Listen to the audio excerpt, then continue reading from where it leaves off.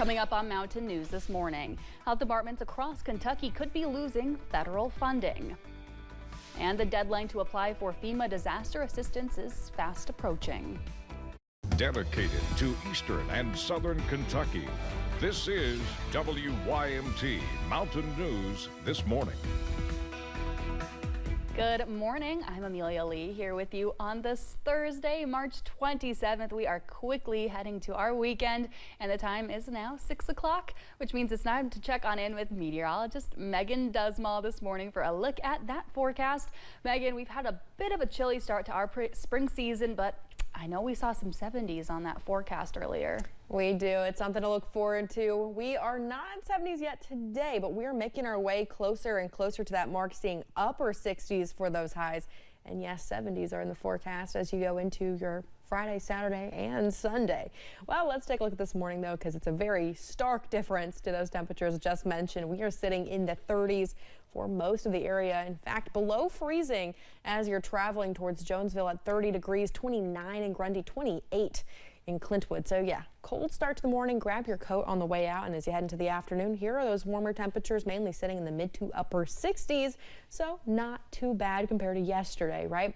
Now we do again have some slight chances of showers. It's kind of been the trend as we've been going throughout the week of these very slight chances of showers today, mainly looking at a sprinkle here or there as you're heading into the afternoon hours, with some rain chances picking up for our northern counties overnight. Here's a look at that 12-hour forecast. As you're going throughout your day, we'll see those temperatures warming up, hitting a high around that 4 o'clock mark today, and seeing increase in cloud cover as you're finishing off your Thursday. Amelia. Thank you, Megan. As the state legislature continues, we now turn our attention to how national politics could have a substantial impact right here at home. Last week, nearly half of the Department of Education's 4,000 employees learned they would lose their jobs. Several hundred of them from the Office of Civil Rights. They're in charge of investigating allegations of discrimination based on race, gender, disability, and religion against school districts and colleges. And every year, they get thousands of complaints nationwide. Now they'll have to investigate with fewer staff. Kelsey Soto takes a closer look at how national decisions are having a local impact. We're going to be returning education very simply back to the states where it belongs. President Donald Trump has vowed to do away with the Department of Education. Last week, he signed an executive order to restructure. Mass layoffs were announced, eliminating 50% of their workforce, like Brittany Coleman, who worked at the Office of Civil Rights. Concern after concern that, with what we're seeing by just shoveling this work off to other regional offices that are already short-staffed anyway throughout OCR, that it means that students aren't going to get the help that they need in a timely manner, and that it can cause lasting effects because we're not able to intervene in time. Brianna Burns and Shannon Booker are both mothers to students in Rowan County. The two have open and pending investigations with OCR based out of Philly. Well, they did. 7 of the 12 regional offices were closed last week, including the Philadelphia location, which served Kentucky. Parents fear these cases may fall through the cracks. We're aware that the school was contacted, that the allegations were made, that the cases were open. Information was requested from them, documentation of what they had done, and then to now be met with the doors were closed. I feel a little bit nervous again. OCR is tasked with investigating claims of discrimination based on race, sex, religion, and disability. If the office finds evidence of discrimination, they can force a school district or college to change policies and direct them to provide services to students. Sometimes OCR even monitors schools to make sure they comply. You have to have an effective mechanism in play. If you want to uphold the rights of students, of people in general, there has to be an effective mechanism in play and somebody willing to uphold it. In Rihanna's case, one of the claims had already reached a voluntary resolution. Some of those reporting requirements list deadlines later this month. But with no oversight, she worries those changes won't come. And it scares me to think that nobody cares, that so many kids are left unprotected right now. The NAACP and the National Education Association have filed a lawsuit seeking a court order to stop the dismantling of the DOE. Agency officials have said the work of the Office of Civil Rights will continue. The two women we talked to say neither one have been contacted by another regional representative to give an update on their case. Well, this year's legislative session will start wrapping up today in Frankfurt, and this comes after the governor vetoed close to 30 bills. Madison Carmouche breaks down what's ahead as legislatures return for the last 2 days of the session. During the veto period, Governor Andy Beshear vetoed nearly 30 bills. The legislature will now have the opportunity to override those in the last 2 days of the session, and the Republicans have the votes to do that. We're probably one of the easiest states for a legislature to override a veto. More states are around the 60% rule instead of 50+1.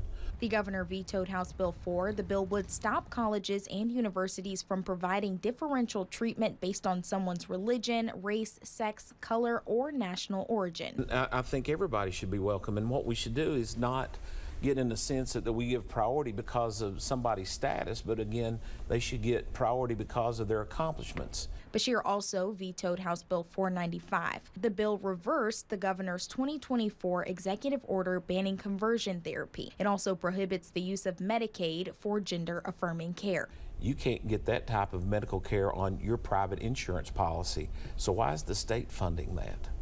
And the same thing with Medicaid and the things we did in that realm. Stivers says the goal of the session was to decrease income tax to make the Commonwealth more competitive in the business sector. The signing of House Bill 1 will decrease the income tax by another 0.5% in 2026, bringing it down to 3.5%. Those places are growing, and we've seen an example of it. You know, Yum, KFC, because of the tax code, their corporate headquarters are now moving from Louisville to Dallas. Vetoes aside, Senate President Robert Stivers says he believes this was one of the more successful sessions of his tenure. In Lexington, Madison Carmouche, WKYT. Senate Bill 63 passed without Governor Andy Beshear's signature. The governor has a choice to sign, veto, or send a bill back. SB 63, which allows special purpose vehicles to drive on roads under specific guidelines, was not signed or vetoed by the governor, meaning it will become law. Eric Hubbard with Backroads of Appalachia believes this will be great for the future of the Commonwealth. I really feel it's going to be an economic game changer for Eastern Kentucky and all of Kentucky communities that's going around. But it's a bill that's passed with limitations, with restrictions, with insurance and requirements. The hope is to inspire adventure tourism in the region and bring economic growth throughout Appalachia. Health departments across Kentucky could be losing federal funding if an $11 billion program is pulled back. The program put money towards COVID prevention and mitigating other diseases.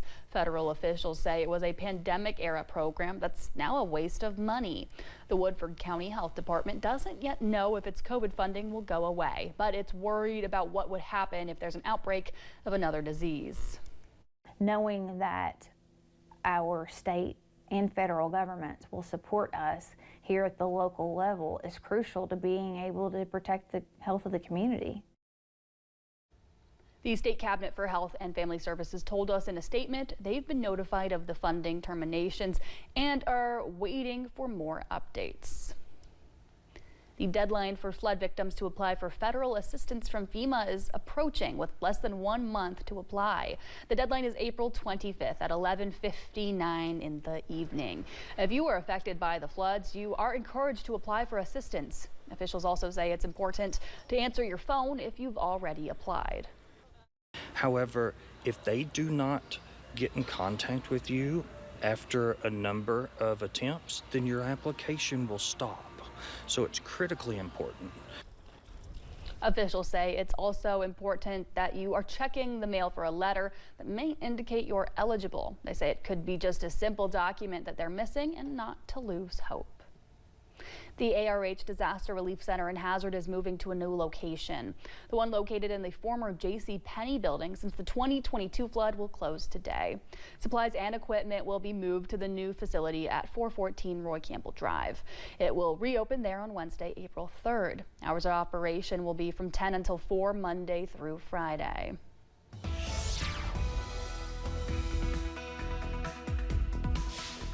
We're looking at a little bit of rain in the forecast, and when I say little, I mean very slight chances of rain are in the forecast for today.